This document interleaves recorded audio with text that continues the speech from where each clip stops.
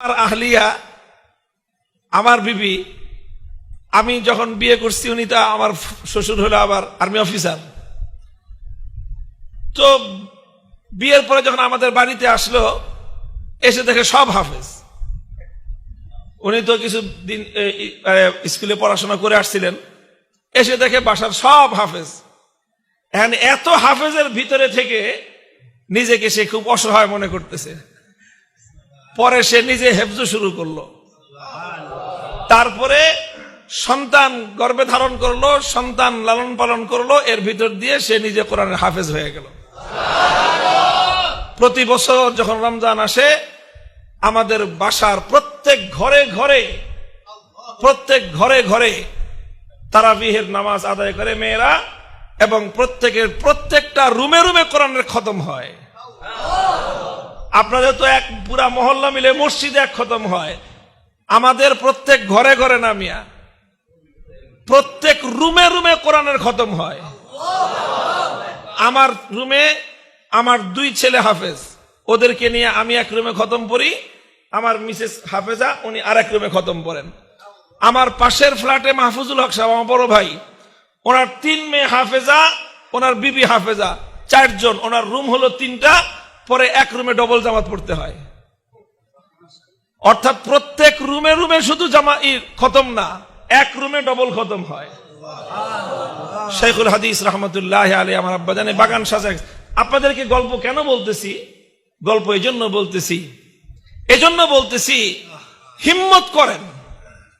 হিম্মত করেন মেয়েদেরকে কোরআন মুখস্থ করানো, মেয়েদেরকে হাফেজা বানানো, মেয়েদেরকে দ্বীন শিখানো, এর চেয়ে আপনি আপনার মেয়েকে আর বড় কোনো উপহার দিতে পারেন না।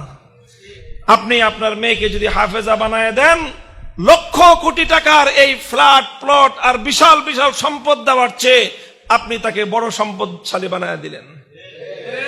আমার এক বোন মদিনা শরীফে ছিলেন 35 বছর, সারা দুনিয়া জুড়ে এখন তার ছাত্র। পাকিস্তানের তকি উসমানী সাহেব ভাগিনা, রফি উসমানী সাহেব ভাগিনা, সব আমার বোনের ছাত্র। দেওবন্দের মাদানী খানদানের অনেক বড় বড় আলেম, সারা দুনিয়া ব্যাপী প্রসিদ্ধ আলেম আমার বোনের বাড়িতে আসলে খালাজি কয়ে ওই বাড়ির সামনে বসে থাকে, এখনো ডরায় যে ওস্তাদ ছাত্র বড় বড় সারা দুনিয়া ব্যাপী তার ছাত্রদের ছড়ায় গেছে। কোরআনের হিফজ আল্লাহ পাক রব্বুল আলামিন এটাকে মনে হয় যে পুরুষদের চেয়ে মেয়েদের জন্য এটা অনেক বেশি উপকারী হয়। কারণ যেই ঘরে হাফেজা মেয়ে থাকে, ওই ঘরে কোরআনের তেলাওয়াত অনেক বেশি হয়। পুরুষরা তো ঘরে কম থাকে, মহিলারা ঘরে বেশি থাকে। মহিলা যদি হাফেজা হয়, তাহলে তার প্রচুর পরিমাণ কোরআনের তেলাওয়াত হয়। যেই ঘরে কোরআনের তেলাওয়াত হয়, সেই ঘরের চেয়ে বেশি রহমত কোন ঘরে বর্ষিত হবে? এই জন্য কেউ যদি চান নিজের ঘর আল্লাহর রহমতের দ্বারা আলোকিত থাকুক, কেউ যদি চান নিজের ঘরের মধ্যে রাত দিন আল্লাহর রহমত বর্ষিত হোক, ঘরের মেয়েদেরকে কোরআন শিখান, কোরআনের হাফেজা বানায় দেন।